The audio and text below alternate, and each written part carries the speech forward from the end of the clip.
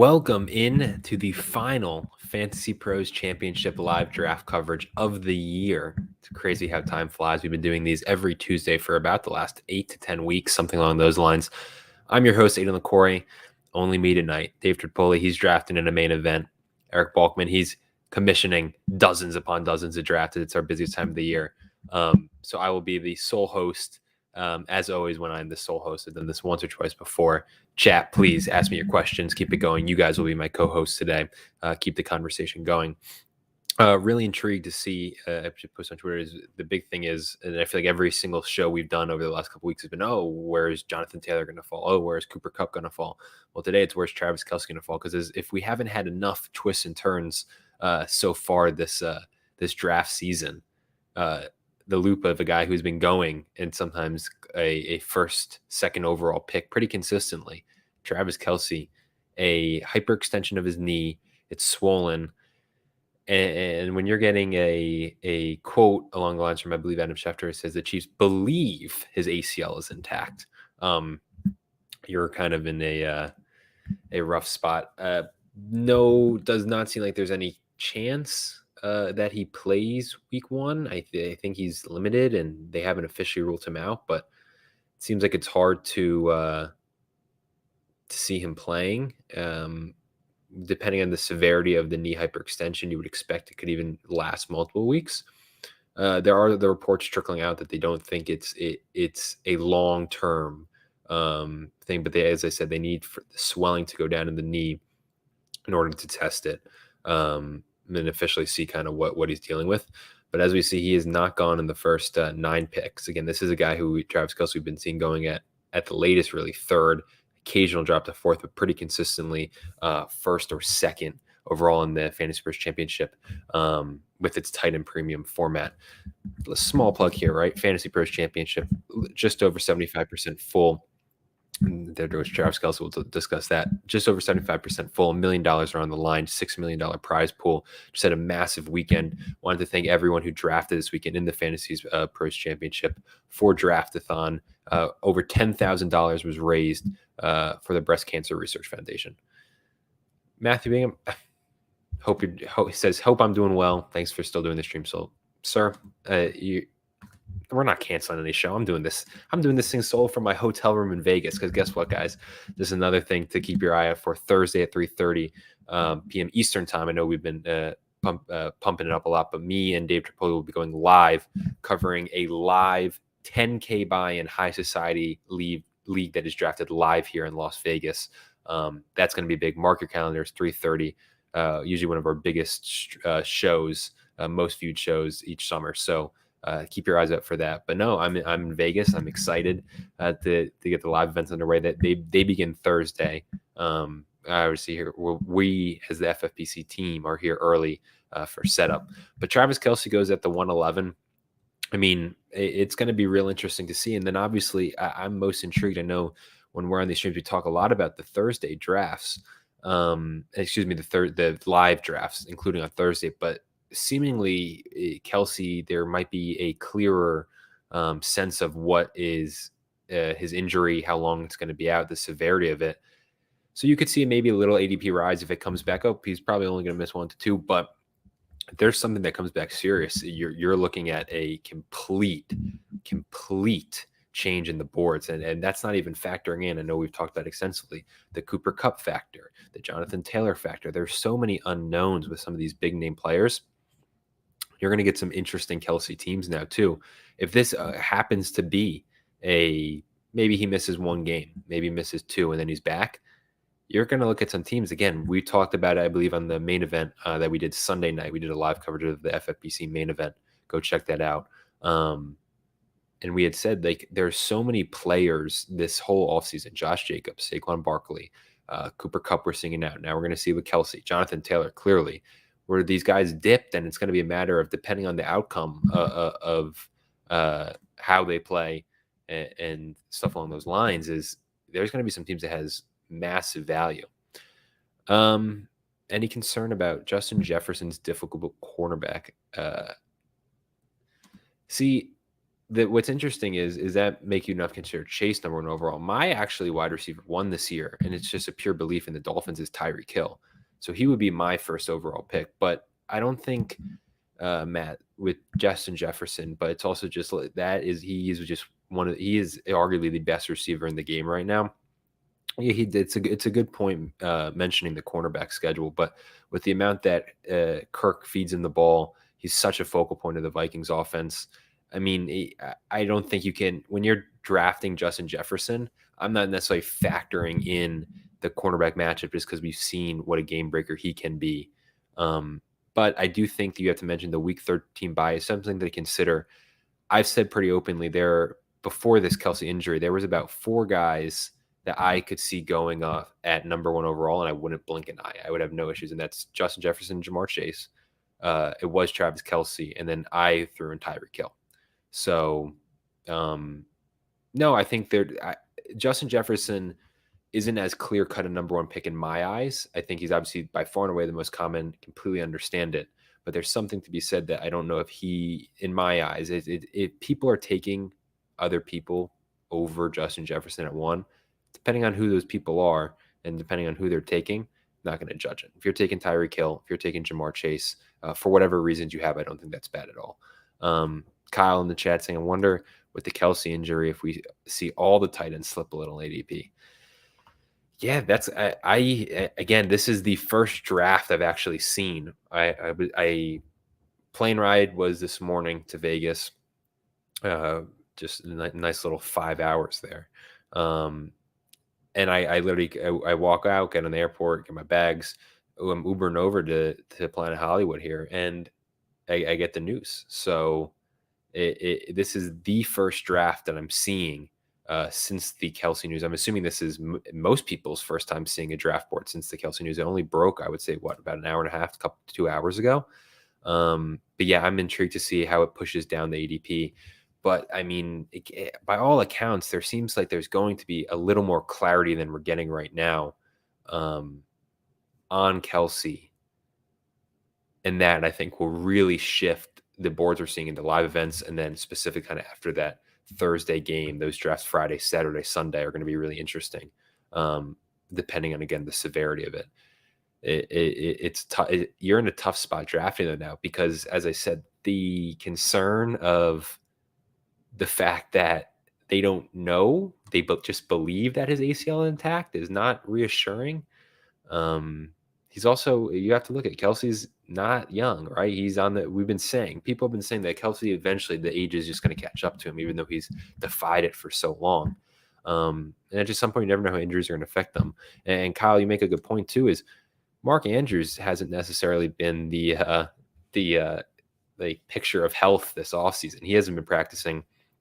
I think the interesting name is, and I've been seeing a lot of buzz for them on Twitter, Mark Andrews here goes in the 3rd round, is the Darren Waller buzz, is a guy who excelled in the preseason. Again, not a guy who people view when they think, oh, healthy tight end players, not prospects, but healthy tight end. They don't think of Darren Waller, especially the last couple of years. So he's been so beat up, but it wouldn't shock me if you start seeing him. I thought I would see him more than we have slip into some of that tight end 2 spots, just because of the fact that he's essentially the go-to wide receiver 1. Dabble traded for him. He had a great end of the year, kind of an unnoticed solid end to the year in Las Vegas, even after Carr was benched, and he finally got healthy. But yeah, the tight ends are in a weird spot because, again, in this format, tight end premium, we see them, they get pushed up, they go so high, but now you're having Kelce, complete unknowns. And I mean, if you guys are in the chat, I'd love to know, like, this theoretically, I feel like is the worst time to be drafting. Like team 11 here takes Kelce because there's still that unknown, right? We're just basing it on a likelihood that it sounds as though, okay, it might not be severe, but there's no clear timetable. Again, there's no clear certainty that his ACL isn't torn. So this is, I would say, probably one of the worst times to be kind of in a FantasyPros Championship if you're considering Kelce, just because of those unknowns. And I'm sure people have been doing that with Taylor for so long as well, but at least some of those have felt like more of a buildup. This is just so sudden, and then there very well could have a resolution almost tomorrow. We don't know. Thoughts on the commentary from Lions coaches are Jahmyr Gibbs usage? Um, I, I feel like we've been so conditioned for this to be almost smoke and mirrors because we see it every offseason where player X gets all this hype about, oh, we're going to use him in this role and this, and then it just never happens. But I mean, I just can't go back to I always go back to look at Brad Holmes and Dan Campbell when they drafted Jahmyr Gibbs. They were fully content on drafting him before Bijan 6 overall. This is a guy that they had absolute belief in, clearly loved the player. I think, and he is versatile. You saw him at Alabama. You saw him at Georgia Tech even. This guy is explosive. He can catch the ball out of the backfield. He can line up in the slot. I mean, you like to compare, but almost kind of what we see with CMC is I do think it's something that is actionable. I think they're going to use him in a variety of roles. I think that it wouldn't shock me either outcome that Jahmyr Gibbs goes absolutely nuclear on Thursday night and rises into the early second, late first, even on some of these drafts, or I could see him kind of having a slow easing in period to the NFL, and they can use, but he picks up. But there's so many stats out there. Running back since I believe 2015 drafted in the top 12 of the NFL draft, rarely, if ever, have finished below an RB1 caliber running back in fantasy football. So there's so many positive stats, so many positive messages that you're hearing about Jahmyr Gibbs, and also just looking at the tape. I think the words that the Lions coaching staff are saying, I think it's probably going to be exaggerated a bit. I don't think you see him playing a ton of snaps in the slot. But I do think there is something to be said that they're definitely going to use him in a variety of ways. I'm looking through, yeah, and Thomas Glaze does say, gamble you take drafting early. It's the truth, right? If you're drafting early, there are always going to be these news, and that's why there's some diehard players out there, FFPC players who I talk to, they keep all of their big drafts, main event drafts. Even some of it's always after the Thursday night game, and they push it Friday and Saturday because that gives them the maximum time to embrace information. Now, others though love drafting super early because they find that they can get a ton of values. So it's really just it's a whole just different processes. I know best ball is different. This is obviously a season-long management FantasyPros Championship, as is the main event. But I know Dan Williamson had a show, and we were discussing, this was maybe back in April, and he was saying he loves the never too early best ball tournament on the FFPC because he is so confident in the values he's able to get, and then he looks back at it and he normally delivers. So again, in this format, it is tough sometimes drafting early, but other people find as though, now granted, it's this week, it's obviously not early per se. The Kelce news is just unfortunate. No one can plan for that. But some people would say when the FantasyPros Championship open, like just go look at some of if you go to your My Teams page on myffpc.com, and there is a little button, FFPC ADP, go to the FantasyPros Championship and sort it to when the first contest first opened back in March. And the ADP is crazy. Some of the rises that we've seen. So it's really just all a process. They sure did move on from Swift. I mean, I think Jahmyr Gibbs is what DeAndre Swift very well could have been. He dealt with injuries.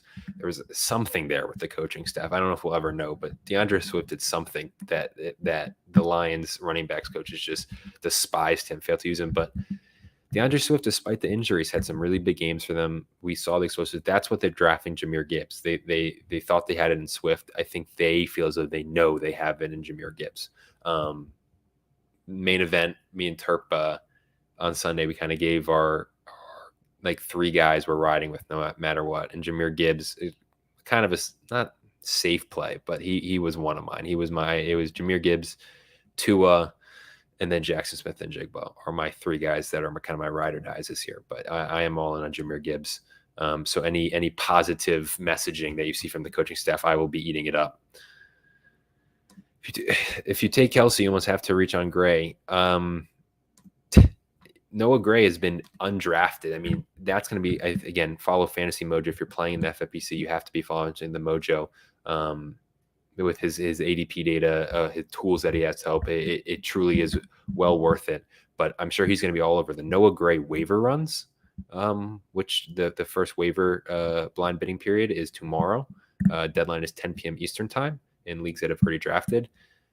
Yeah, Noah Gray is going to be out of nowhere the most popular ad. This was a dude who, I don't know, I'm sure he was drafted here and there, but you didn't really see him in drafts. And then I'm intrigued to see where he goes today, and if it's the Kelce owner getting him, because then maybe you could feel as though you could sustain it. Noah Gray's had flashes in limited opportunities, but yeah, it's a fascinating situation. And again, I know I've stressed it a lot, but it is just crazy to me just how many twists and turns we've had. It just feels way more with all of the uncertainty. Jonathan Taylor's uncertainty. We had the brief Saquon, Josh Jacobs, Cooper Kupp's hurt. Now Travis Kelce's hurt. It's just been kind of, I mean, look at it. Joe Mixon's legal troubles. Just all this stuff is just, look, way back when Lamar was demanding a trade from the Ravens, like the amount of just uncertainty and randomness we've had. And as quoting Dave Terpoli, who's normally my co-host here, there's a lot of players and there's a lot of teams out there who cashed in on big dips on players that maybe sometimes even lasted like a couple of days. And that's going to be really interesting to monitor as these tournaments progress, to where those teams go. They felt that Swift did not have the heart of a lion. Yeah, I mean, Jeff Conklin, Noah Gray is okay, but he's not Kelce. No one's Kelce. The production won't be the same, but it's just a matter of, I think, where you're taking Noah Gray. Or if you have a Kelce owner, do you reach on a different, again, it's just a very fascinating situation. I know it's very limited. It could theoretically be easier to get if you double up, but there's very limited number of kind of Andrews Kelce teams, and then depending what they do on the background, because there's I think 2 in the entire contest of Kelce, Andrews, and Mahomes. But that might be, depending on where Kelce goes, it could be a little more possible. We see some. So if you're maybe a Kelce drafter, do you try and go 2 elite tight end? I don't think, again, you have to take with the Kelce news. I think you have to treat it based on everything we've heard, even despite the weird Schefter thing where they believe his ACL is intact. Everything else has been saying, yeah, he might miss some time, but it's not too serious. So I think you just kind of have to take that, and that's the information we're drafting with. Brian Ray mentions, not to mention all the high impact defensive holdouts still. I mean, Chris Jones is out. That's been, I know, the big one. He's arguably behind Aaron Donald. Some people think last year more than Aaron Donald is the best defensive player in the game. Who knows? I was interesting on the plane. I was watching. It was Get Out was on the live thing. They were saying, if you're Chris Jones, what do you want to happen to the Chiefs? And I think Bart Scott was saying that Chris Jones should be wanting the Chiefs to lose. But then others were saying, no, you want your guys to win, but you want them to win like 55 to like 48, something like that. Just an utterly ridiculous score. And I'm sure fantasy owners would love that. Can I elaborate on my Hill over Chase thought? I'm just a believer. I think Tua has, I know there's a risk there, but that offensive explosive. I mean, it's like razor thin. If you're taking Chase over Hill, it's just, this is a belief in Tua, if healthy for a full season, I think is an MVP candidate. He's one of the most innovative offensive minds as his head coach, and Mike McDaniel, that's going to get him the ball. It's just the pure speed threat. He's a threat to just have 150 and 2. And I know Chase is as well, but his just big playability is astounding. The ways they use him, it's just, I'm a full believer in the Dolphins offense. And I'm a full believer, again, in Chase, it's the smallest of margins. I'm just taking Tyreek, who was on pace for, before 2 of the concussions really hit, was on pace for just an all-time season. I think Hill leads the league in receiving yards this year, and I think he gets over 1,800, I think was my prediction I had said before.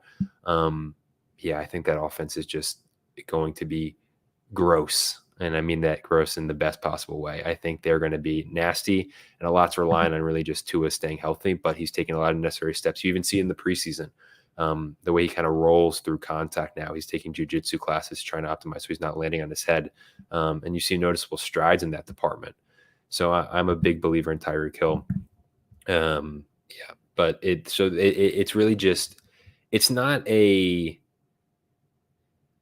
think Tyreek, Jamar, and Jefferson are just, again, razor thin neck and neck. If you any order, I think is fine. I'm just going to be a big believer in that Miami offense for what I saw when they were firing on all cylinders, and the way Mike McDaniel uses Tyreek Hill, who is still one of the most game-breaking players that we have in the NFL. I just think that's a recipe that I just can't pass up. And I think that got reaffirmed. Joe Burrow's injury doesn't concern me. He's going to be good. And it's funny saying that with Tua, because obviously Tua's injury concerns. But I think my not take on that, but my stance on that solidified with the Joe Burrow injury, because it just does concern me a slight bit with the ability for re-aggravation throughout the season and maybe some limited movement in the pocket. So that's just a very small sidebar with it. But no, again, clear 3 in any order for me right now. With the Kelce news is Jefferson, Jamar, Tyreek Hill in some order. They go 1, 3, and 5 in today's draft. Does no Kelce bumps up Sky Moore? Matt's asking, does no Kelce bump up Sky Moore? Tony, I think Sky Moore that he's the winner from this, because you got to trust. You've been hearing all these positive reports out of camp. His ADP has obviously kind of boomed. You hear him like, yep, he kind of figured it out. He's the clear guy. I do think one of Kadarius Toney, Richie James, Justin Ross, theoretically one of them, unless it's Marquez Valdes-Scantling, which just stinks for everybody. But one of them, Toney can't stay healthy, but if he does, you expect them to use him. But I think Sky Moore is the biggest beneficiary here. Maybe you do wonder, does Jerick McKinnon get more run than expected? He's kind of like a safety net option. But without a doubt, before even kind of reading your question, Matt, it's Sky Moore, because the positive buzz has been building over the last couple of months.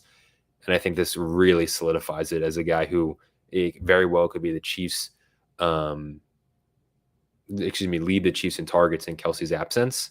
And you would hope them kind of retain a significant role even when Kelce comes back. So I'm intrigued. Yeah, I wonder if he sees a bump. Let me get up where he's been going real quick in the FantasyPros Championship over the last 2 days. Sky Moore has been going as wide receiver 43 late in the 8th round. So I would expect to see maybe, I don't know about sizable bump, but I think he moves up or at least around here.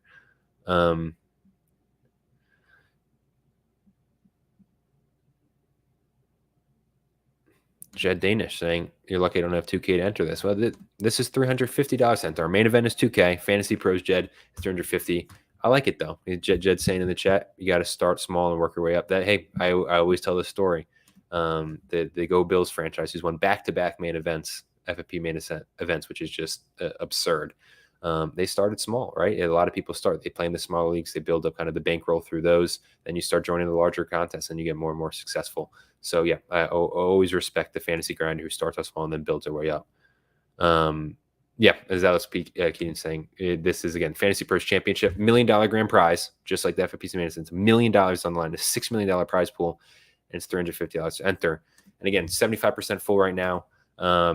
It's kind of tracking for right around 17,000 entries right now. So you're going to see some overlay, right? You're going to see some good return on income in terms of the prize pool that's available relative to the number of teams. Yep, Dave Gledson saying McKinnon will get more goal and stuff. Yeah, I mean, McKinnon just seems to be a trusted by Andy Reid. He's trusted by Mahomes. I wouldn't be surprised if he gets some more work as kind of a safety net option, especially because Pacheco's been banged up, even though he should be good to go. But yeah, I think McKinnon and Sky Moore are the two guys, and then obviously Noah Gray, just by product of kind of being inserted into a role in that Chiefs offense. But I think everyone would love for a at least one receiver to step up. By all accounts, it's very possible it could be Sky Moore. But maybe Kadarius Toney does stay healthy, which isn't going to happen. And it's not. But just a Chiefs receiver outside of Kelce becoming a significant threat. It really is crazy to look back. Like, they won the Super Bowl last year, and it's just the receiving core is just a hodgepodge of cast-offs and low-budget signings. Look bad in the precinct. Yeah, I mean, Mahomes is still human, but it's more of a product of with Andy Reid and that innovative offense, I think he'll be okay. Again, as I said, I'm basing a lot of this on the fact that I don't think Kelce's out an extended time period. Sounds like maybe something in the 2 to 4 week range, which isn't great by no means, but it's something I think, depending on how you draft, you could overcome it. And I think the Chiefs will be okay. Again, I know Kelce's such a big part, but again, they lost Tyreek Hill last year and won the Super Bowl. Granted, they still have Kelce, but by no means did they replace Tyreek Hill, and they still got it done. So, Mahomes easily just in top 2 quarterback to draft. I have Hurts as 1, Mahomes as 2, but the rest of the team kind of a nightmare to project. I believe Jeff Conklin, I want to say. Jeff Fitz, and the rest of the team is a nightmare trying to project. It feels that way. Sky Moore is probably who I feel the most comfortable with, just because I feel as though he has a secured role. But again, this was a guy who did absolutely nothing last year before the Super Bowl. So it's putting a lot of confidence in someone who has, again, shown nothing in the NFL. Chiefs are a weird spot for fantasy, which is kind of, besides Kelce and Mahomes year to year, it's kind of crazy that this team, this elite offense, is so hard to predict week to week. But no, yeah. So my just opinion, it's with the Kelce news, it's a little bump for Sky Moore. I think Kelce probably going at this 1-2 turn sounds about right with the current uncertainty. And you're drafting Mahomes and feeling good about it. Although Kadarius Toney being back for week 1, it's something. I mean, he's probably their most talented receiver. He was a first-round pick for a reason. He was explosive at Florida. He's flashed with the Giants. He's flashed with the Chiefs. He just can't stay healthy. Do you have a do not draft list, or do you subscribe to a theory that every player has value? Yeah, Clyde Edwards-Helaire. I don't know, Matt, how many shows you watch. Clyde Edwards-Helaire will never be drafted by me again. I could go on a rant over and over about how much he may be one of my most hated athletes ever for the amount of shares I've had of Clyde Edwards-Helaire, and I can never give him up. But jokes aside, I think there's something to be said. There's a do not draft. I'm a believer of do not draft at various like ADPs. And I think any fantasy owner will tell you there's guys who are like, I'm not drafting that person at all. If they fall 2 rounds past ADP, especially in some of and I think there's also, Matt, and I think I'm stealing from multiple players in the high stakes we've had on who say it also depends on how many teams you're doing. If you're only doing a couple, right? You're only doing like 2 fantasy pros, so you probably have do not draft guys. If you're doing a lot, no one should be on do not draft, because if some of these guys fall in crazy value, might as well get a share of them, right? Because we don't bat 100% when we make our predictions. We have the players we buy, we have our players we sell. We're not always right. So sometimes just taking a couple of people when they fall past their ADP to a point where like, yeah, I think I'm fine taking again, like it's not like Jonathan Taylor for me is just a do not draft. It's complete uncertainty. I think there's a legitimate chance he doesn't play. I do think there's a chance he gets traded. Just every outcome is on the table, but there's a lot that I don't feel good about. Now, if you're doing a lot of tournaments and Jonathan Taylor falls to the late 7th, 8th round, I think there's a point, if you're again in doing a lot of leagues, you're taking that risk just so you can have him at that share. So it's dependent on how many leagues you're in is my question to that. Kyle's asking, who's my favorite QB to go outside of the top 8? I mean, he's my ride or die. It is Tua. That's not the greatest, because I believe let me make sure. He's going as QB 10, so it's not the coolest answer. He's going in the 10th round. I think he was on track for an MVP type season, at least contention, although I wouldn't want it. But that Dolphin, Mike McDaniel changed him. I think he unlocked Tua. That offense is going to be, he has the weapons. It's just there's concerns about his health. He is more susceptible to injury. One hit could genuinely end his career, which is a scary thought. But I think the upside of him in that offense is immense. Let me try and find, going through it in a later one. I do like Jared Goff. He's QB 17, especially when you kind of factor in some of the scheduling and how well Goff is in domes, when he plays in the domes, and in the fantasy playoffs. the championship rounds, 15 to 17. I'm pleased he has 3 dome games, including a Week 17 game against Dallas. Sky Moore, by the way, 6'12". There is that bump. Wide receiver 43 the last couple of days. In the 8th, he goes at the 6'12 today as wide receiver 35. And I think it's smart, right? Even because my one last thought on Sky Moore, and I'd love to hear the chat's thought. It's also just the fact that he's getting, assumably, an expanded opportunity. He was already getting that. And now with Kelce, it's probably going to be only furthered. And then you can hopefully if he can take advantage of this opportunity, even if it's for 2-3 weeks, and then they can really solidify himself as a legitimate contributor. So I'm buying this Sky Moore rise. And I'm sure there's a lot of people thrilled with where they were getting him, even just in the last couple of days. But Kyle, excuse me, to answer your question, it's Tua and it's Jared Goff are the 2 QBs outside of the top 8 that I like. Yeah, I mean, the Chiefs, for as good as an organization as they've been with their salary cap management, kind of their, obviously, when you draft Patrick Mahomes, you trade it and you identify him as and yet him, it's a lot of stuff is solved for you. But Clyde Edwards-Helaire, and just, I swear, even if I know he can't stay healthy, which is an issue, but even if they drafted DeAndre Swift, there's so many names, I believe, in that running back class who would have been so much better than what Clyde is. Clyde Edwards-Helaire is generally the biggest fool's gold. That LSU team made Clyde Edwards-Helaire look so good, and then you get to the NFL and you realize, wait a minute, if this guy doesn't know how to read like any holes, he runs into the backsides of his offensive linemen. He has no physical attributes that are exciting. Yeah, he can kind of catch the ball here and there, but Jerick McKinnon looks better when he's in the backfield. The 7th round rookie Isaiah Pacheco outplayed him.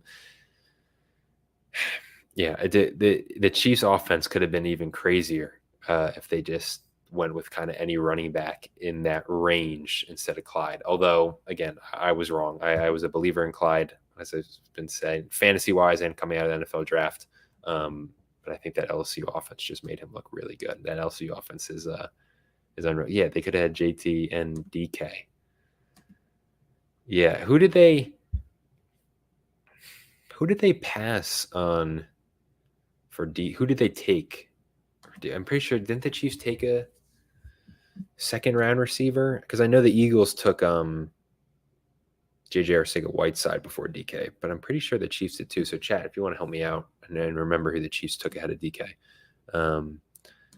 Yeah, Matt, last night in the late 8th, see, Matt, my thing is, Matt, you saying you felt okay about it, feeling better now, but I would have felt really good about Sky Moore in the late 8th, just because this idea of, again, this is a Chiefs receiver. Patrick Mahomes is his quarterback. He's been getting great reviews in all of camp, and he was the only clear receiver who was going to be listed as a starter, right? There's Richie James, Justin Ross, Kadarius Toney's obviously been hurt, Marquez Valdes-Scantling. None of those guys were it was locked in as a starter. Sky Moore was the only one throughout the duration of training camp. So I'm buying just on the chance that you, late 8th, you take a chance on getting maybe the Chiefs wide receiver 1 and maybe more of a consistent wide receiver 1. So I love that late 8th value. And as you said, the free look aspect surely helps for all players in the Lions and Chiefs game. Isaiah Pacheco at this time. I'm trying to see if any other Chiefs. I know we've mentioned McKinnon on this stream, and we think that he'll get a bump. Not really. He's been going at the 7-10. Isaiah Pacheco. So Isaiah Pacheco remains stable, which seems to make some sense. But no, yeah, I knew coming in. So it's very much easier to do a solo kind of stream of these when you have news like the Travis Kelce news, because I could ramble about that and just stream of consciousness about how I'm trying to anticipate that. It was I had multiple drafts last night. Obviously, not. If you have questions, not in the FFPC. As an FFPC employee, I can't play, but just some long-standing home leagues, and just got to feel for the guys who took Kelce, because it's just brutal to hear that, and just hope it's not long-term. And I really do, because if that did happen to be a long-term injury, so many teams I think are already borderline just down the toilet. Where he was getting drafted. But again, hyperextended knee is what we know right now. They believe the ACL is intact, and there's a lot of reports showing that they don't think it's long-term. So I think you're looking at maybe a 2 to 3 week absence. I mean, I think team 11 right here, I'm trying to look at, I don't, I don't mind their build. I mean, I think the chat had mentioned they want to see, dude, is that team the one taking Noah Gray? But I don't mind the build, Dobbins and Lamar. Because if you're just compensating for like 2 weeks of Kelce absence, I think I'm intrigued to see how Team 11 takes it and how to think. Because I'm no way Kelce plays on Thursday. Jeff Conklin, thank you, sir. They took McCole Hardman over DK. Yeah. That yeah. The DK narratives, looking back on it, are kind of funny because it was like the memes about him. It was all relative to just like his testing, and that's all he was. And then the dude was a beast. I know he was banged up at times, but he was great at Ole Miss. Sometimes I think NFL general managers, scouts, us as fantasy players, we tend to overthink things, and DK was definitely one that got overthought. Jonathan Taylor goes at the 712. It's been about where he's been going. I can get I want to see his highest and lowest over the last 2 days. His highest he's gone in this format is 4.3. He's been going in the early fourth, which is pretty high. And then the latest he's gone is the 9.9. On average, he's been going at the 7.1. So honestly, I'm a little bit exaggerating when I said it's about where he's going. It's almost about a round later. But yeah, I won't even really talk about it beyond saying I have no idea what's going to happen. He's obviously out the first 4 games. That's guaranteed. We've seen fracture relationships heal in sports that we didn't expect to. This one feels like it's getting really pushed and really strained between the Colts front office, Jim Irsay and Jonathan Taylor, and their quotes that they've had is just the damage control has been awful. It wouldn't shock me if they do move him in the season. There's still that October 31st trade deadline. But I just find it hard to believe he'll play for Indianapolis this year unless something drastically changes. I think there's all the thing he needs to play 6 games to become eligible to like count as a year under his belt. So he could technically just suit up and not play in 2 games and then just be done. I don't know. It's weird. And there's also the question, is he actually hurt? Everyone's under the assumption is no, this is just kind of a BS thing to get him on the pup. Like, who knows? But I mean, he did have ankle surgery and he obviously was banged up all last year. So that's just another small factor to consider. Maybe he's actually hurt. Thoughts on Derek Carr as a streaming option if you punt QB? Schedule's really soft. That division is bad. Yeah, I mean, I'm fine with Derek Carr as a streaming option. I've been pretty vocal. I love Jawan Johnson. I think Chris Olave is great. Obviously, Chris Olave is wide receiver 10 at the 205 today. But yeah, the weapons are there for Derek Carr. The schedule is easy. The division is easy. He's always to me felt like a streaming option. Last year was obviously a struggle. But yeah, I think Carr, like they're just guys who I would say they're not sexy picks. Derek Carr is by no means going to be a sexy pick, but if you're punting kind of on the QB position, Derek Carr is a fine guy to target late. If you're looking at kind of guys in his range as well, he's going right around Kenny Pickett, Russell Wilson, Jordan Love, Sam Howell, and Purdy. So Purdy's another name, a late name, QB23, that I don't mind taking, although I do think he's probably better suited for best ball. Which, speaking of, if you're trying to play in the FFPC best ball tournament, there are only 192 spots remaining in the entire contest. $200,000 grand prize, $1.2 million in the prize pool, $125 to entry. That's probably going to sell out tomorrow. So I just didn't want to shout it out. We're doing a Fantasy Pros Championship stream. But if you're trying to get into the best ball game, it's going to sell out tomorrow, the FFPC best ball tournament.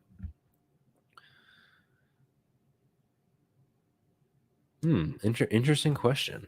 Superflex League. I drafted Mahomes, Lawrence, and Goff. I have Javonte Williams, Josh Jacobs. Receivers are Monroe and DK. I'm trading away Lawrence, Jacobs for Bijan, and I mean, and it is Superflex, and this is not my area of expertise, if I'm being entirely honest. But I think the Bijan and Tyreek Hill side is the clear winner here. But Lawrence, Jacobs. Oh, that's not.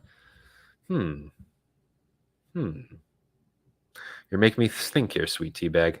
If I had to guess, again, as I said, Superflex is not my area of expertise. I don't play Superflex. We've covered one Superflex stream here, where we bring people on who know what they're talking about. So I'm not the best person to ask. The chat can help you out. Off the top of my head, it seems like a somewhat fair trade.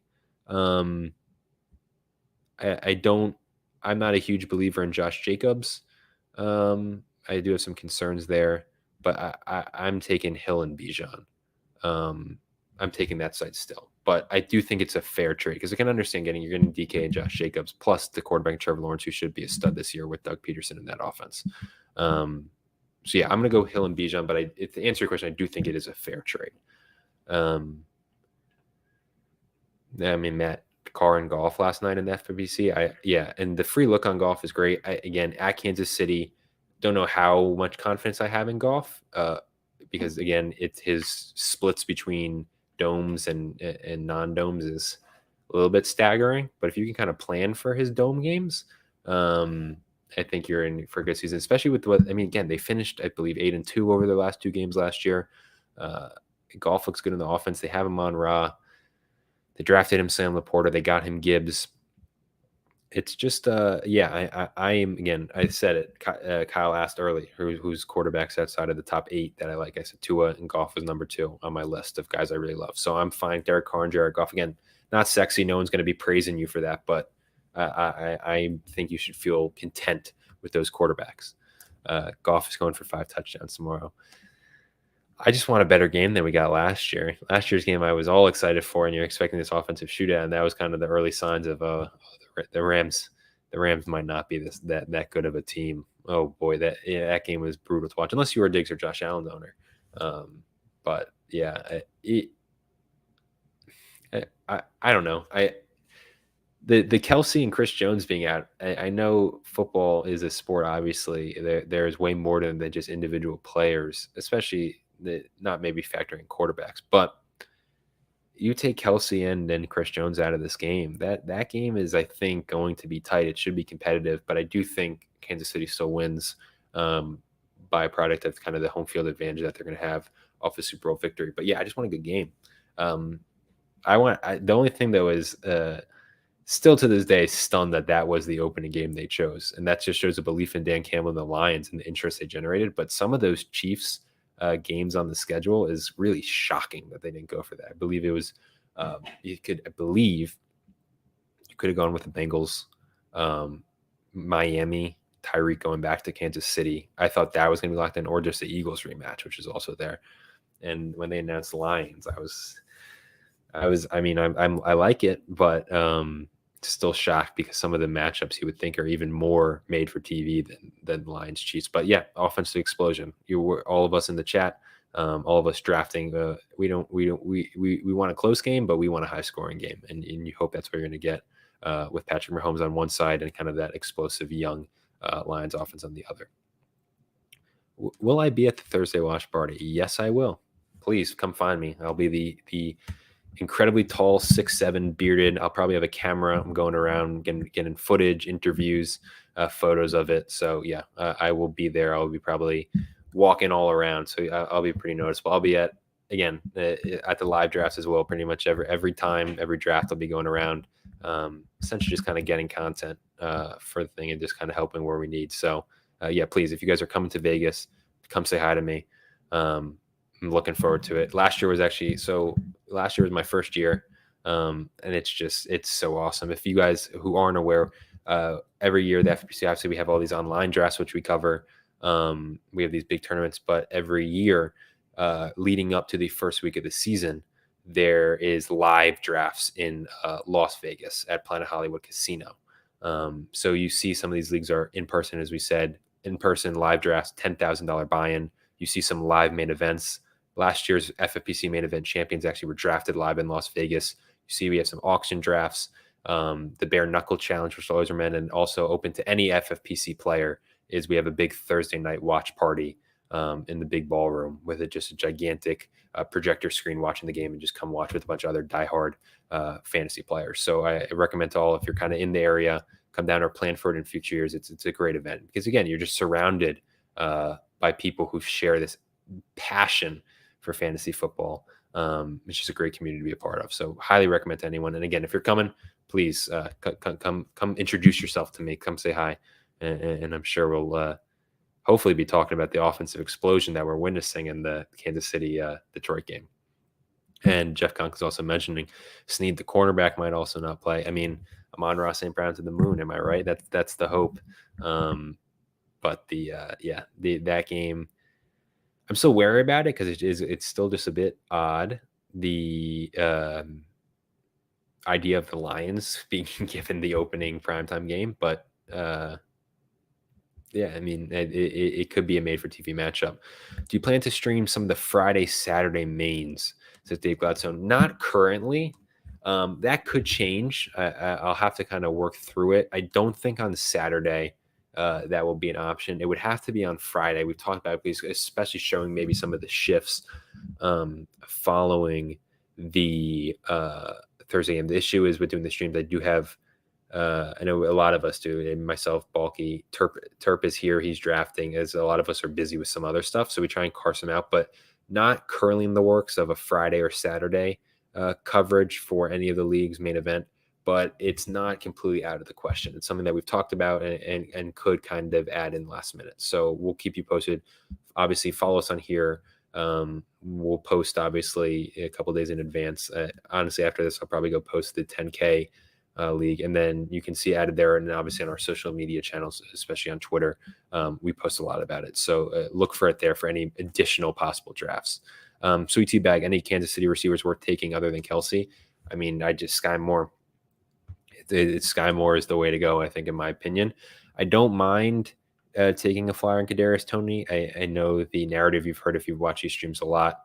Dave Tripoli says, if he beats me, he beats me, which I think is understandable. But again, he had a little bit of a dip with injury. Now he's back, which pushed him back up a little. But Sky Moore to me is the guy to have. If you're taking one, he's the guy with the most consistent rave reviews. They expended second round capital. He's coming from a smaller school, Western Michigan, so he was always probably destined to be more of a project. Honestly, the biggest drawback with Sky Moore is that he wears number 24. That's just disgusting and should be outlawed. But it's what it is. Alex B. Keenan, I'll be at the viewing party draft live Thursday and Saturday. Wish you best of luck, sir. Wish you best of luck. Alex, are you Thursday after the game or before? Because I also recommend, if you do come into the live events, the Bare Knuckle Challenge after the Thursday game. 12 drafters. They're not allowed any notes. They're not allowed any computers, phones. Can't have people giving them invites. It's strict memory. They have nothing in front of them. 28 rounds they're drafting. And that is right after the Thursday night game. It's 28 rounds with nothing in front of them. It's off of pure memory. Incredibly impressive. So I would always, even just coming in and seeing those 12 drafters trying to just get it done. Kyle T, I'm drafting 3 mans on Friday. I respect that. That's what I'm saying. And Kyle, I'm sure you could chime in. Is that sometimes people's philosophy is, especially with the live, is I'm doing them as late as possible in the draft process, so I can kind of maximize the information. I know injuries, all of that stuff is already, you are the most essentially prepared in terms of knowledge when you're drafting 3 on Friday or Saturday. So it's a philosophy. Again, it goes back to the others feel as though, but then you can get great values earlier on in the process. So it's really just, there's no right or wrong way about it. So I think it's a opinion. But yeah, and there will people who will be ardent. If they're coming to the live events in Vegas, it has to be Friday or Saturday. They're not drafting before the games. And there's some people who are like, no, it's fine. Because again, we've seen ADP drastically shift more than you would think at these live drafts after the game, with reactionary kind of picks due to performances on Thursday, both good and bad, that could deliver real good value to some people.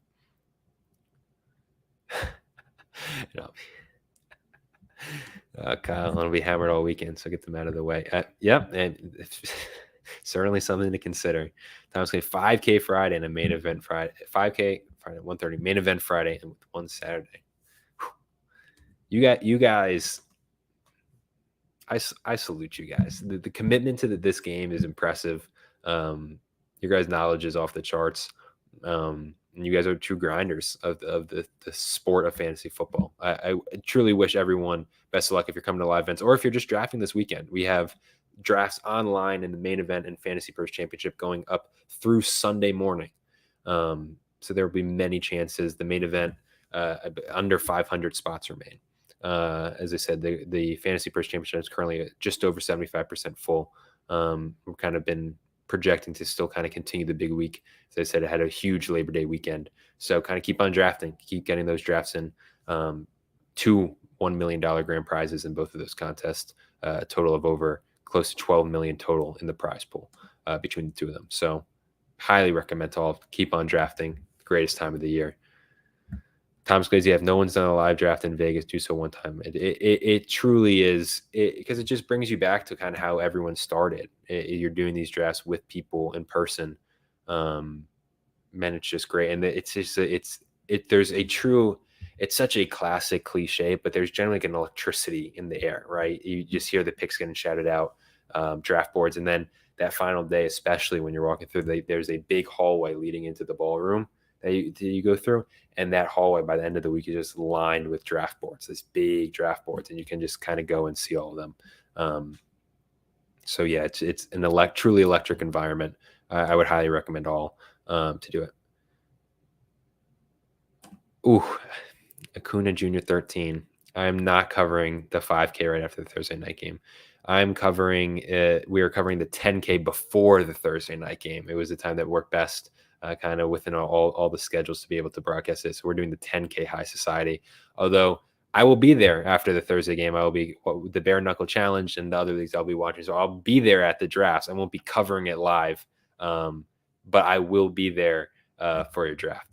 No, it's just I'm excited to see it. And again, as I've been saying the last month now, I feel like I'm just repeating myself, but there's so much unknown, and genuinely in the next couple of days, so much can still change. I'm super intrigued to see the ADP. And again, the ADP just at the live drafts, it feels like it's even impacted even more because, again, there's less of I don't know, it's just like you're in person. There's more reactions. There's a little more stress, the person next to you. So it's nowhere near. And for those who have drafted, you can tell me kind of your experiences with it. But from everything I've heard and just even watching, it's so much different than drafting online, which I'm sure most people would assume it is. But no, it's a great event. As Thomas Glaze said, if you haven't, it should be a bucket list item. Get out here to Vegas at some point and draft in one of these high stakes leagues. Kind of getting back to the draft here. I'm trying to find a name that I wanted to talk about. Jalen, I'm just going to kind of rattle off. Obviously, Jalen Warren's kind of rise. He's been kind of consistent. We've been talking about the Chiefs all night. Might as well let's go see what McKinnon's been doing. Because McKinnon goes at the 9.9. He normally goes at the 10.05. So I believe I had said I wouldn't be surprised if he sees about a round bump, and he about gets it. He goes about 8 picks before he normally does as a RB 36. Again, I think it does go back to his people in the chat seem to agree. It's just there's probably going to be a little more usage for him than maybe was expected in this opening game with the Kelce injury, the trust McKinnon has. Again, McKinnon's just beyond that, though. McKinnon, Pacheco, again, someone said it, impossible team to seemingly project on a week-to-week basis, besides Patrick Mahomes and Kelce if he's healthy. And that backfield is another one, because as great a Pacheco's story was, I don't know how confident I am in him kind of continuing that. Who knows what McKinnon does on a week-to-week basis? McKinnon won teams genuinely $1 million last year with how he finished down the stretch, and for some of them it was just a waiver wire pickup in the kind of mid-season. But does Clyde Edwards-Helaire find a random last win, right, and somehow kind of emerges? He won't. I guarantee you that he won't. But there's very possibly, kind of like last year, Clyde Edwards-Helaire had a couple of games early on that he didn't perform poorly, and then people get their hopes up, and then he gets hurt, or then he just stinks because he's not good at football, and he comes back down to earth. But there's a lot of names out there, and then there's like the lingering questions of those running backs, the Leonard Fournettes, the Kareem Hunts. What's Jonathan Taylor going to happen? and everyone's always going to project them to the Chiefs because that's a fun thing to do, and we love to imagine an elite running back or just any running back in that Chiefs system. But no, yeah, it's just weird team to project. I think it really crystallizes when Kelce goes down, and you're trying to figure out, well, who's going to step up, and you just have no idea.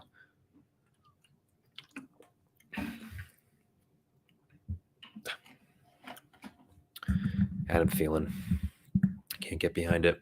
Adam Thielen is Matt asked way early in the show, do not draft. Adam Thielen's one of them. And no point is Adam Thielen ever even going to be clicked on by me, no matter how far he drops. I think he's just been falling. Just as a player, he's getting up there. And he goes to Carolina, where I think there's going to be some struggles. They did not look good in the preseason.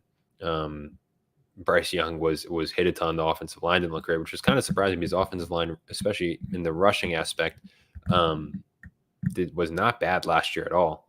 But yeah, Carolina is a weird spot. That I believe the Carolina Atlanta game is the opening week, and besides the Bijan show, that game might be an absolute eyesore to watch because I already know Arthur Smith is going to dramatically misuse yet again Kyle Pitts and do nothing with him. I don't like Desmond Ridder, which is why I'm not as high on Drake London as others are, because I just don't know if I'm comfortable with the QBs getting him the ball. And then obviously Bijan is going to be great to watch, but God, does that game have a chance to be awful? So we've said in the shows there's some really bad football teams this year. Carolina might be in them. I do like Bryce Young. I don't know if they have the right pieces around him yet in order to see him succeed. But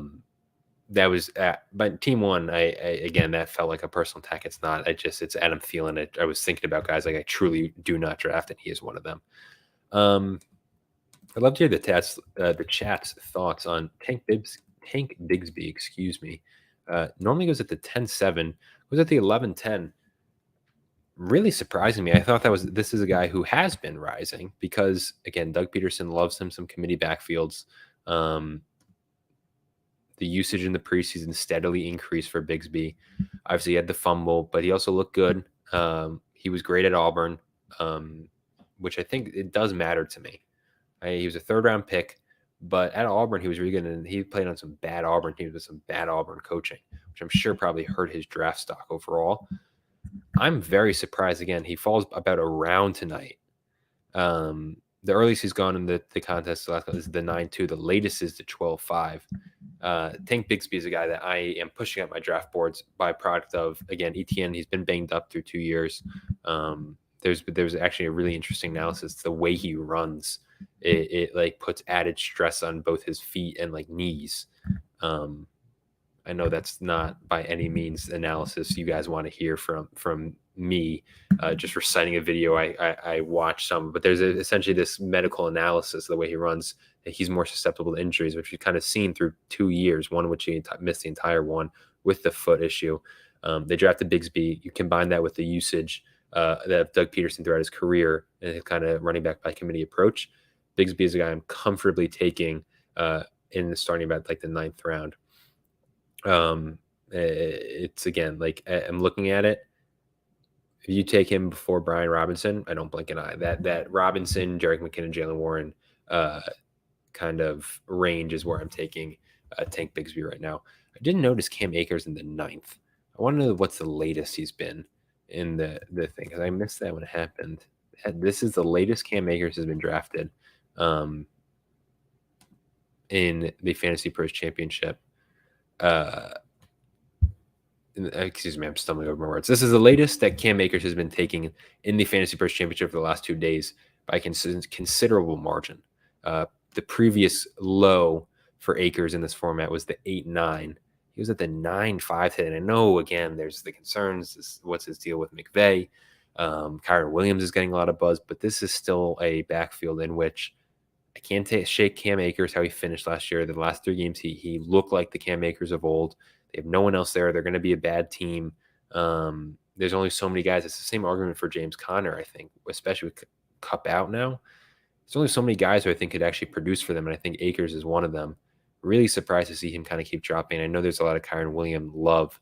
I just can't buy that. Question in the chat: am I taking A-Chain over Mostert? The thing with Mostert is we've seen this story so many times with him where he's going to start off really well because he's the only back probably currently healthy for them. And he's going to be hurt by like week 3. And it's not just this has been kind of proven. It happens year after year. The thing with Mostert is last year when healthy was good. I think he well over, I think it was like 4.7 yards per carry. He's still kind of explosive. He's old. He's 31 and he's dealt with a ton of injuries, but he's still seemingly productive. And it goes back to that offense maximizes speed. Mike McDaniel clearly trusts him from that kind of, because he obviously came from San Francisco. I'm probably still taking A-Chain over him because there also is Jeff Wilson. The latest reports after some concern is that he should be back in week 4. In week 5 after the pup. It's a good point. It is Nicholas Barnes makes a great point. Actually, it really depends on the build. If 0 running back, you go Mostert. If you have some running back set, I think you go for the upside of A-Chain as the year kind of winds up. Again, just a true speed demon, Devon A-Chain was. And again, it goes back to you trust Mike McDaniel to utilize that weapon, and I absolutely do. So I think that you've changed my answer because it was tough. It's really dependent on the build in my mind. It's if you punt kind of running back early, I think Mostert is going to be fine for the first couple of weeks of the season. He's going to be able to put up, and you're genuinely can't, like, you have to just prepare. He's going to get hurt at some point in those first 4 weeks, just because that's his track record. He can't necessarily sustain that. But if you're a little comfortable at running back, because I don't think A-Chain is going to produce early, combined with the injury, combined with that, as talented as he is. Obviously, Wilson was hurt, but Raheem Mostert and Jeff Wilson are 2 guys that McDaniel trusts and knows his offense down pat. So, that's the answer. Mostert if you're kind of go 0 running back, A-Chain if you're more comfortable kind of storing someone on your bench who might become big later down the season. Although I was big on A-Chain kind of early in the process, and more goes on, that Miami backfield is another backfield that just sniffs of something that's never figured out on a week-to-week basis. So, my take is I'm taking Roschon Johnson before both of them. I'm looking at him here in the 1206. I think that's someone who I'm confident truly grabs a hold of a good share of that Bears running attack. Herbert, obviously, I don't think he's necessarily has the build nor has the kind of track record to show that he can carry a large workload. I know Deontay Foreman's there, but again, reports out of camp with him weren't great. I am in on Roschon Johnson and his ability to kind of start taking more and more early on in the season a workload in that backfield. Drafting your first live main event, anything I should know or any advice difference from online? Now, again, I've never drafted right in the live camp. So I'm people in the chat, I'd love to hear you also let Nick know what you think. Just from experience, again, I do think ADP doesn't go out the window, but from my experience watching all these drafts last year, there's definitely some more, I wouldn't even say crazy picks, but there's definitely some picks that don't adhere to ADP as much as sometimes you maybe see in the draft rooms. It's the more reaches. There's a lot more going and getting your guy in these live ones. But that was the one thing I would recommend is just kind of be prepared for definitely some strange picks, not in a bad way, just kind of, oh wow, like that guy went way earlier than I thought, because there is not a little more, I would say there's way more in those, a lot of things that people are trying to go get their guys.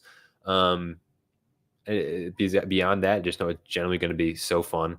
It's a great environment. We have great people. We have obviously the big boards up there. You have the people placing the stickers. We have great moderators essentially who keep things running smoothly, quickly.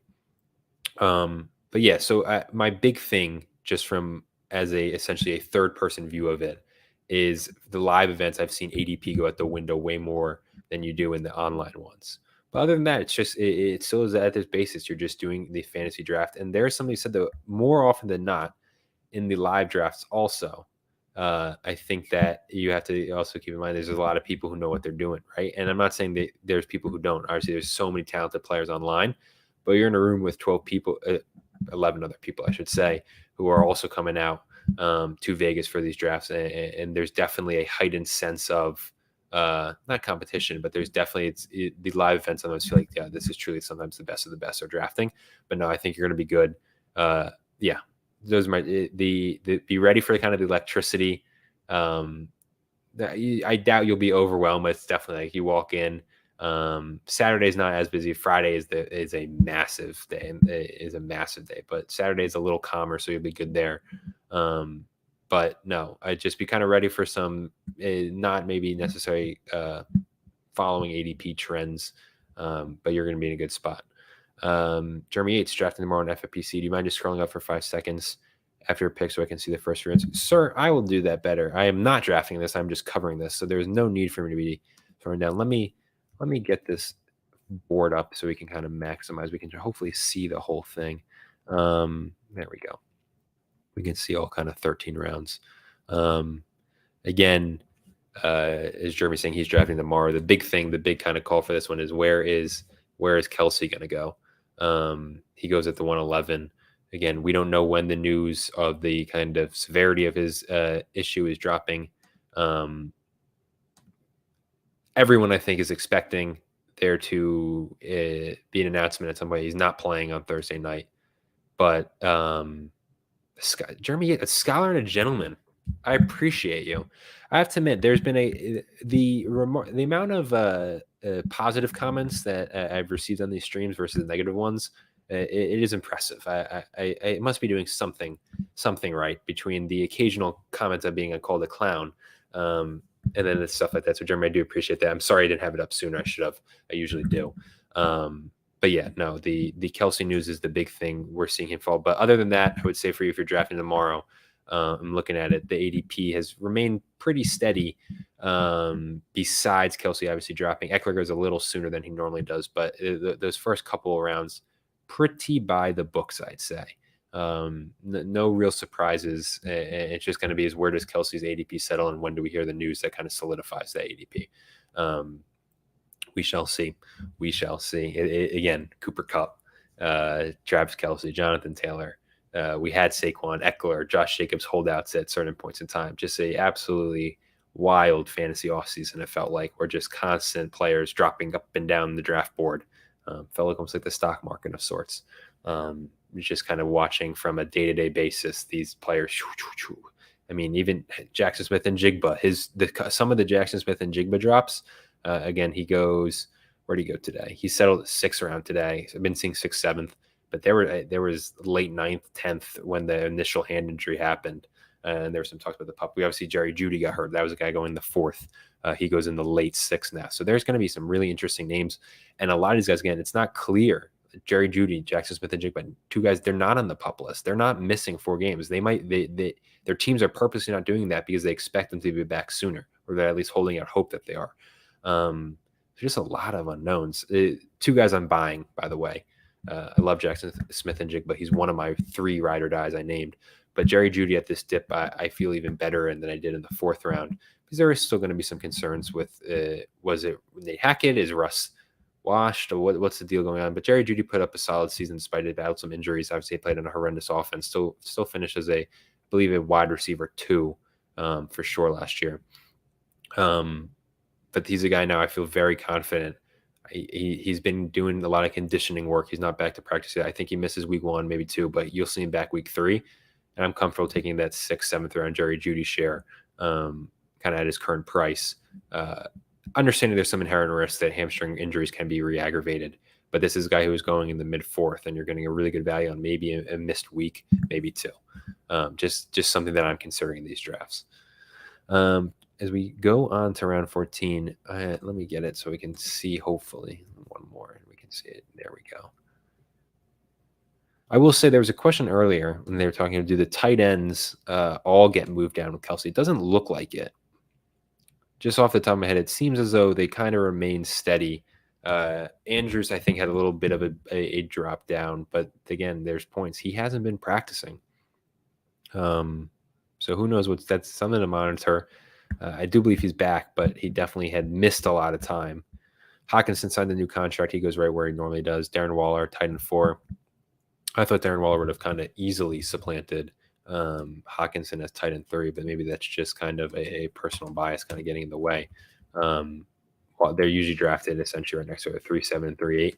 I thought that would be a slightly not clearer per se, but I thought Waller would kind of, in some ways, easily be ahead of him. So, no, that this is a long ramble by myself to say like there were some questions as does the Kelce injury push down other tight ends ADP as well? Doesn't seem as though it's will. Wow. I didn't even Deshaun Watson goes in the 14th round. That's just a live reaction to me. Meanwhile, goes in the mid 9th. And he goes at the 14:02 today. Huh. QB 16. If I'm reading that right. Now my screen's really small. That is crazy. He normally goes as QB 9 in the 9th round, and someone just got a Deshaun Watson in the 14th round. I'm gonna give me a minute, guys. I don't want my computer to run a battery here. I forgot to plug it in, so I'm gonna pop off the screen for a second here, and then I'll just kind of I'll be back in literally about 20 seconds. But let me just go plug my computer, and I'll leave you with that Deshaun Watson just won in the 14th round, which is nearly a 5-round drop on his current ADP. That's a shocking pick. Great value for Team 11. Again, a guy who has been pretty consistently drafted as the QB9.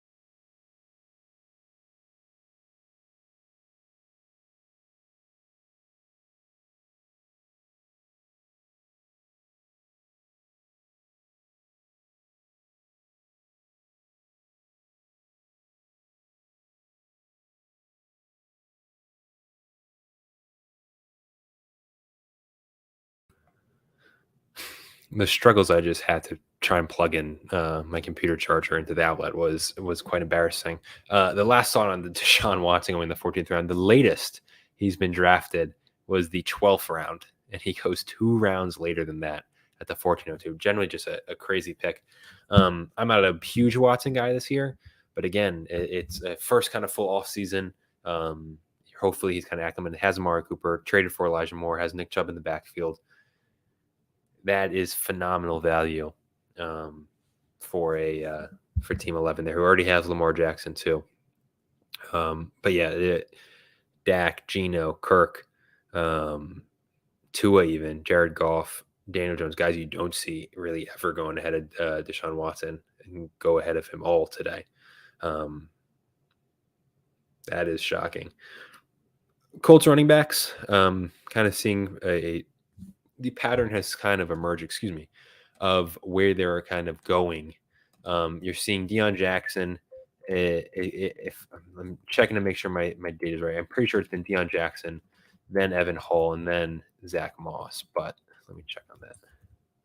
No, it's actually, it's been, in terms of the Colts backfield, for those wondering, with the Jonathan Taylor out at least 4 weeks. Who knows if he ever plays another snap for the Colts?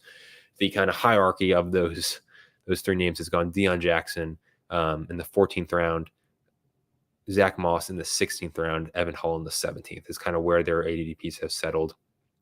I'm a believer actually of all of them. Deion Jackson really had great flashes last year with Taylor's injuries, but a lot of the reports on it is they like Zach Moss and want to use Zach Moss, and he's on track to at least be back for week 2, maybe a small chance of week 1. He's kind of in the 16th round. Zach Moss is the Colts running back I want. Just kind of with what the coaching staff seems to see him hitting. Although I don't know what the Colts are going to do. If do they look to sign? Do they look to sign one of the free agents? Is Taylor back? Who knows? But again, if of the 3, I'm discounting Evan Hull kind of completely out. Again, depends if he falls 18th, it's not worth it. But he's a guy who I don't think kind of had an opportunity to maybe impress in the preseason. And we can ride with this guy, see what we have, and he didn't. I think it's Deion Jackson or Zach Moss.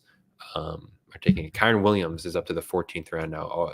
Talk about a guy who's kind of been steaming up boards from kind of undrafted 20th round to kind of again, he goes in the late 14th here. On average, he goes at the 1601, but the last couple of days we've seen him as high as the 13th round. So he's a guy who's moving up. Sir, I don't know if it's AL Paul or Al Paul. I appreciate you. Thank you. No, I love doing them. As I said, Eric Balkman, bless his soul, is commissioning dozens upon dozens of drafts. He's busy. Terp is doing a main event.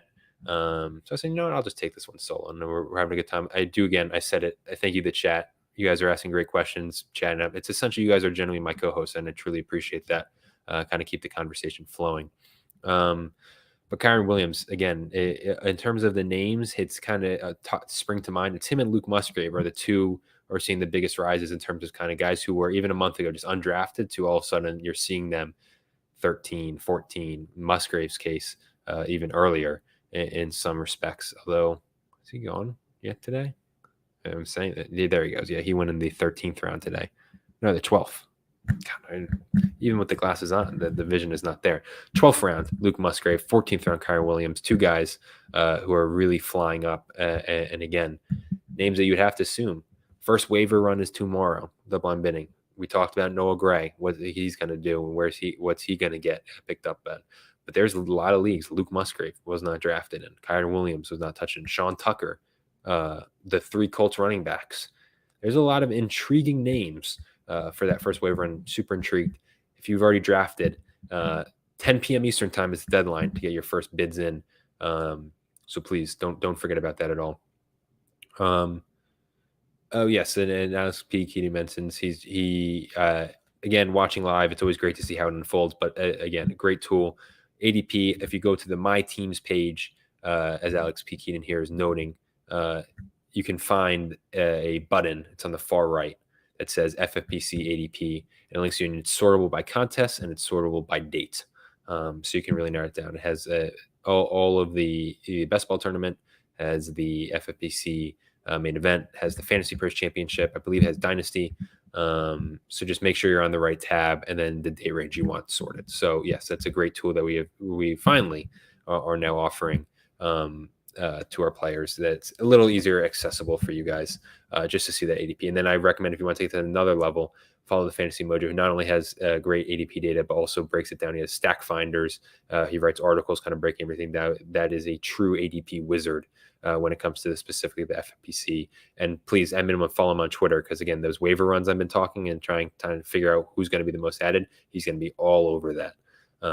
So Fantasy Mojo is another great resource. If you have a Twitter, follow him, because he has a lot of ADP information that he posts on kind of a daily basis surrounding FFPC drafts.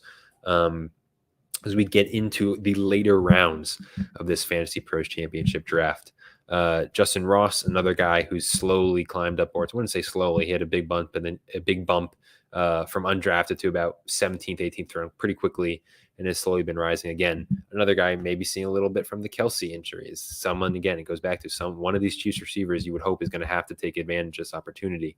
There's Noah Gray, gets drafted in the 15th round here. The Kelce owner does not take him.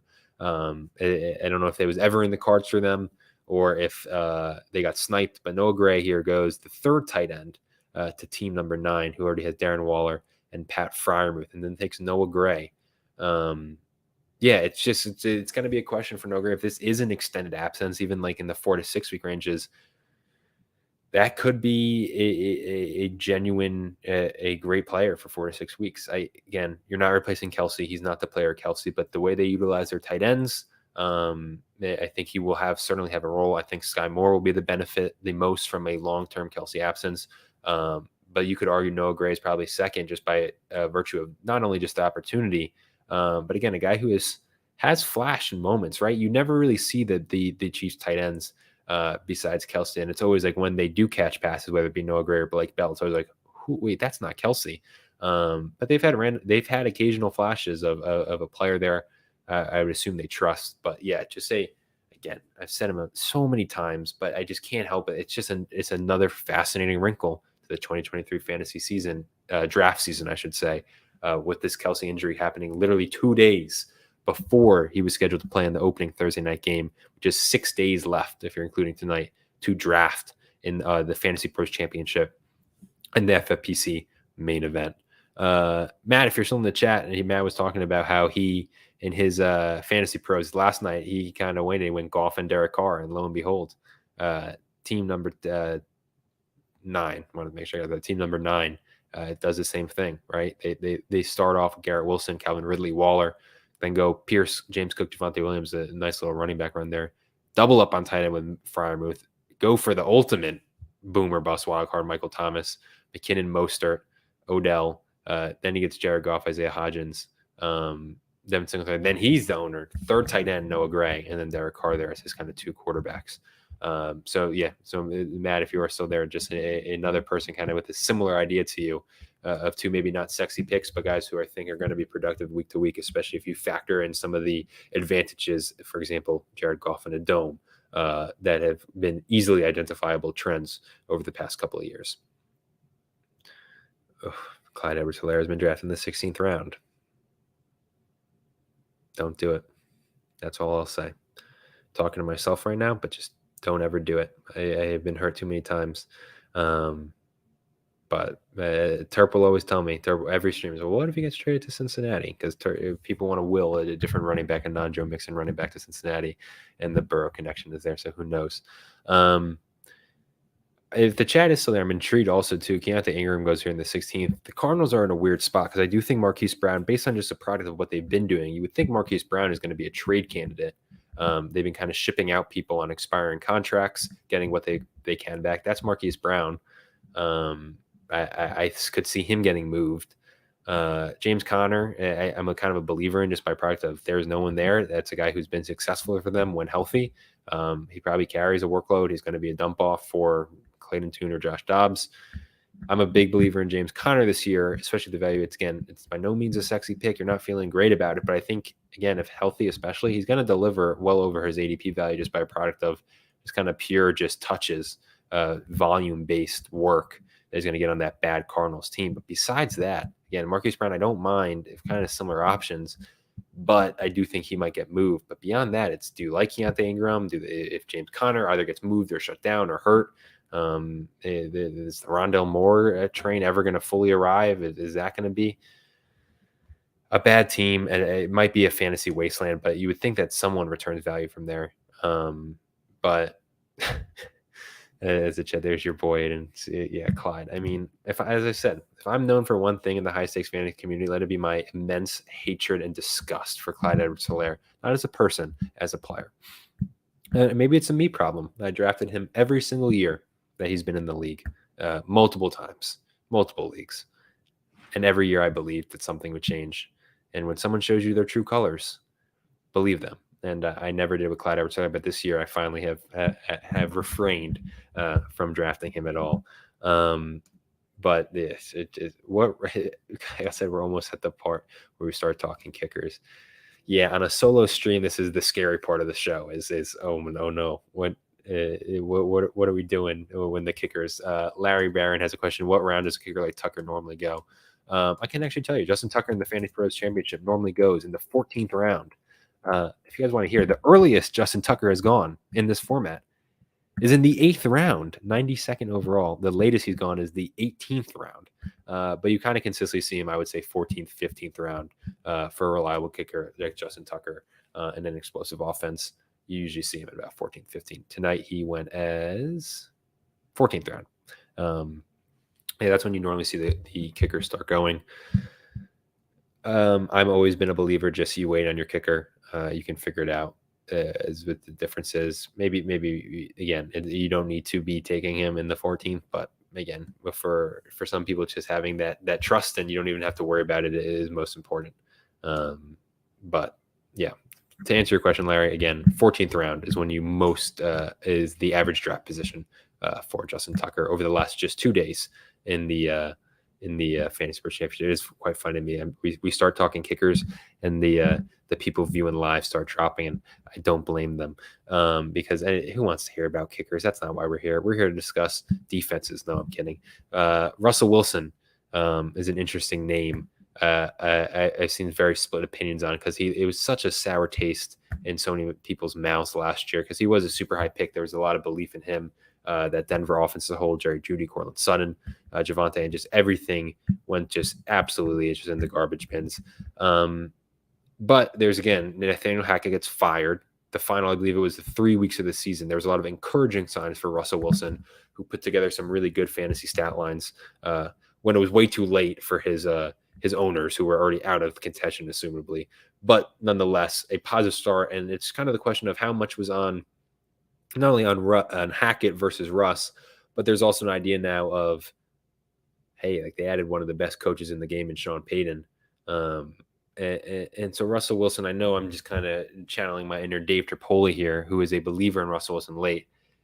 But he's the guy, right? You're essentially taking a lottery ticket on a quarterback who was for a very long time was an elite fantasy quarterback for many years, and still has a kind of strong plethora of weapons around him, although they're banged up right now. Jerry Jeudy, Javonte Williams coming off the ACL. Sutton, Tim Patrick already goes down.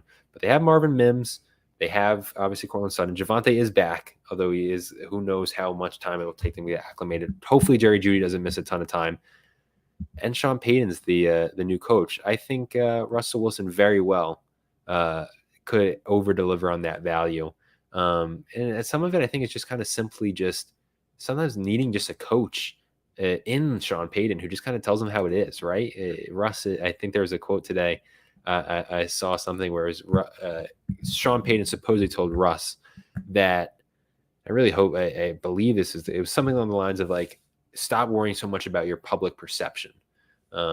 Maybe that's why sometimes you just need a nice little kick in the rear end, right? And it's someone who will shoot you straight. But Wilson is a name. I know we talked about Derek Carr. By no means, I think it goes back to that question I was asked of outside of the top 8 quarterbacks who I like the most. Russell will not be on that list, but he's one of the guys I'm looking at in these rounds that I see is you're taking a lottery ticket on a quarterback late.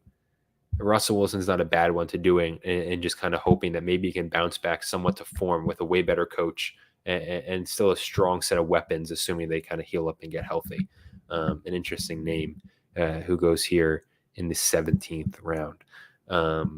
It is crazy. Again, year to year, you just look at where we were drafting Russell Wilson last year to this year and how much of that is just going to be attributed maybe when we look back next year was that Nathaniel Hackett. I think Russ has clearly been on the downturn a bit. He's not the player he used to be, but I don't think he was as bad as he was last year. And I don't think that Broncos offense was as bad. I think that was a product of also just horrible game management, horrible coaching.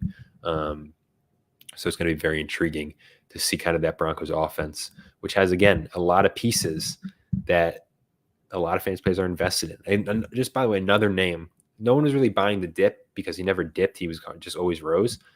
But Javonte Williams, when the FantasyPros Championship opened, you're looking at a guy who's getting drafted in about the 9th round because no one expected him to be healthy. It was, he's probably going to start on the PUP list, missed the first 4 games. His knee was torn to absolute shreds, but he just seems like a superhuman recovery. Actually played in the preseason, looked good in the preseason. It's been kind of given the full clear by the Broncos doctors, been given the full clear by coaching staff. I still can't fully believe that he's going to be just a workhouse back at the start. But again, Sean Payton running backs. I believe the stat is, again, 14 of 15 years with New Orleans. He delivered at least a top 20 running back per fantasy.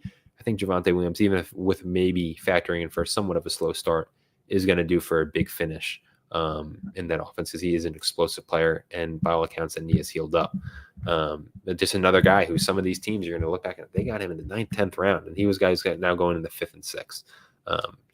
That Broncos offense as a whole is just an interesting one to monitor as there is guys throughout this whole process who you could classify as kind of buy low guys. Jerry Jeudy right now with the injury, Russell Wilson just the whole time, Javonte Williams at the very start of this contest forming when his health was a little more uncertain. Marvin Mims when Tim Patrick was healthy, and now Marvin Mims has been rising. But there's some people, if Marvin Mims can establish himself, people were getting him the 16th, 17th round. Back when he was the wide receiver 4, assuming on the depth chart, he has a legitimate chance maybe to establish himself as the wide receiver 1 if Sutton doesn't perform. Marvin Mims, super talented guy. A lot of draft experts loved his kind of advanced metrics at Oklahoma and what he can provide. And again, first draft pick of the Sean Payton era was Marvin Mims. I do think that means something and what they're kind of looking for. It's just an interesting offense here. As we kind of get into our final 2 rounds of the draft, Kenny Pickett. It's another name, and maybe it's me buying into the preseason love a bit. The preseason hype a bit, but I don't know. He looked exceptional in the preseason, and he's brimming with confidence, which I do think means something. And that's the guy with George Pickens, Deontay Johnson, Pat Freiermuth, Jalen Warren, and Najee Harris. For all there's a lot of Najee Harris haters out there. I think understandably so. But again, from a football perspective, maybe not a fantasy, but from a football, I don't think it's a bad option to have, just a guy who can carry a big workload. And maybe, again, he hasn't been healthy. I didn't like the pick of Najee when it happened when the Steelers took him, I believe, 22nd overall. It was 22nd or 25th. But yeah, just I didn't like that. I thought it was a reach because, again, it's just an unnecessary pick in the first round. But putting all that aside, Kenny Pickett has the weapons to succeed. They drafted him another O-lineman to try and further improve the offensive line. Can't get over that Matt Canada is still the offensive coordinator. Matt Canada is one of the worst offensive coordinators I've seen, but hopefully the preseason is not a fluke and that he actually delivers on kind of maybe what he was showing, kind of revamping the offense. But Kenny Pickett is another quarterback named late.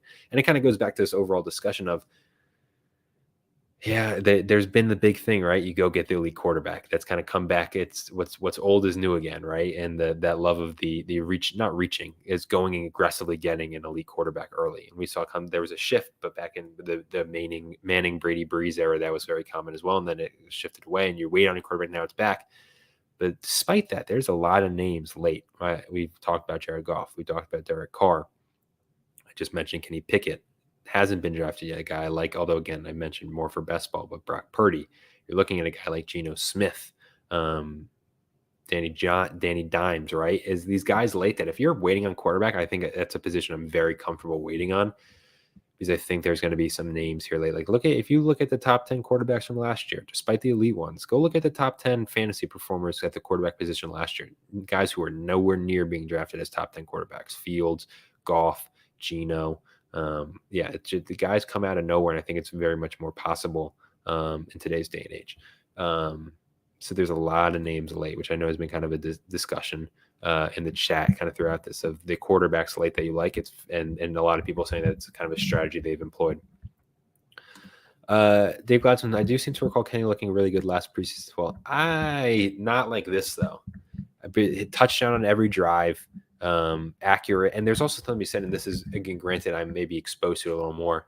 I have a strong group of Steelers fans in my friend group, a ardent passionate Steelers person, so I see a lot of there. It maybe very well could be just be straight Steelers propaganda is the way to say it, but just there seems to be a different level of confidence with not only Pickett but the offense as a whole. And you can't take a ton away from preseason.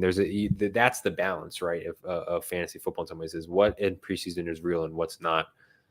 I am going to be a buyer of the Steelers offense. I don't think it's not possible to be as good as it was in the preseason. It's going to run into road bumps, but I think it's going to be improved and aided by a further growth of George Pickens, Deontay consistency, and maybe I know it's such a common comp, but that kind of maybe Zeke and Tony Pollard type element with Jalen Warren and Najee Harris, with obviously Najee kind of filling that bruiser grinder Zeke role, and then Jalen Warren be kind of the lightning to Najee's thunder.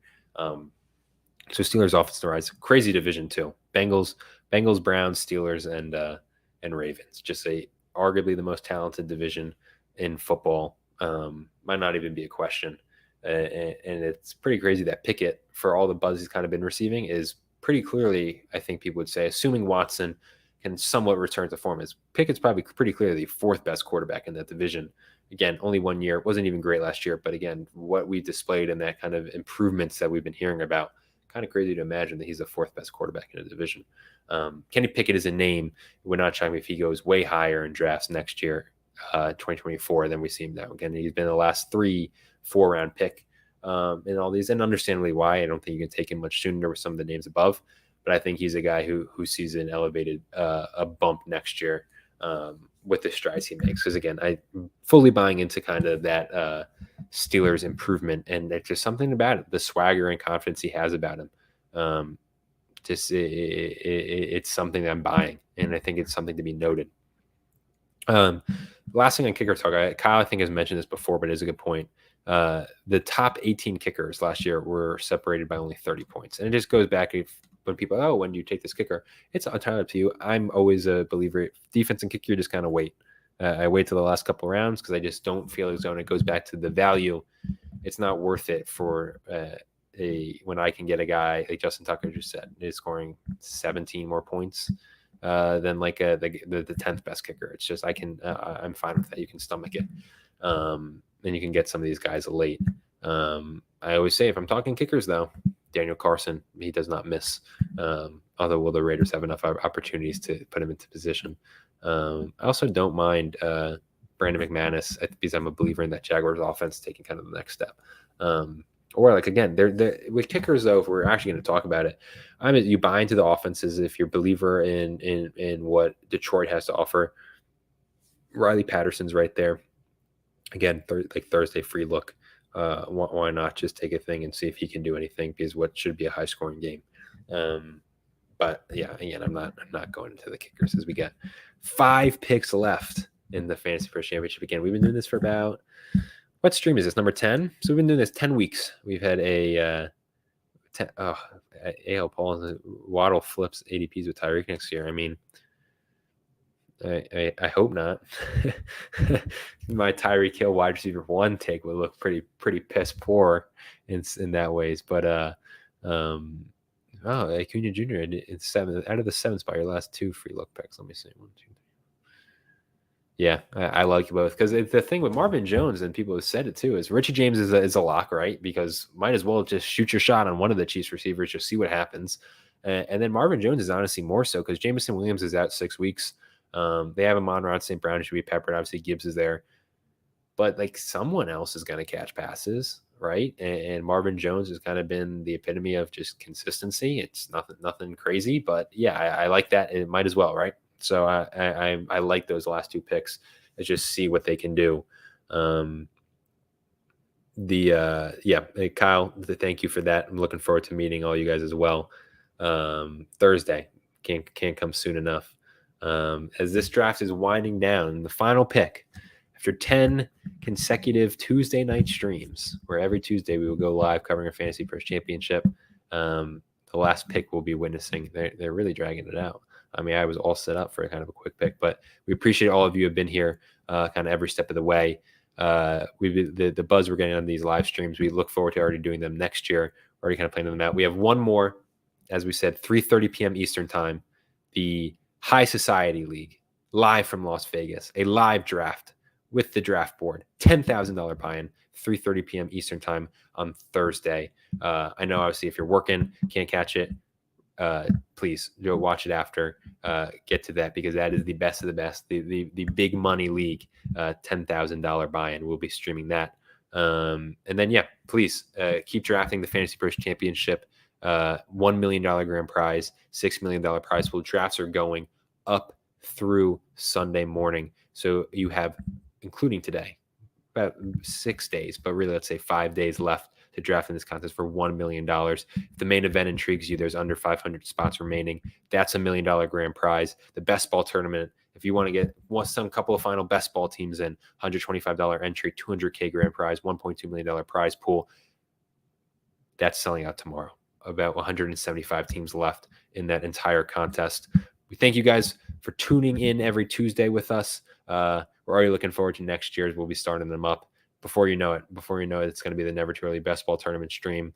And then the FantasyPros Championship, when it opens, will be just start drafting. So again, appreciate it. Thank you, chat, for kind of being my co-host today. I will see you Thursday, 3:30 p.m. Eastern time. If you're watching from home for the 10K. And if you're in Vegas, I will see you guys there. Please come say hi. Thank you again, and see you guys.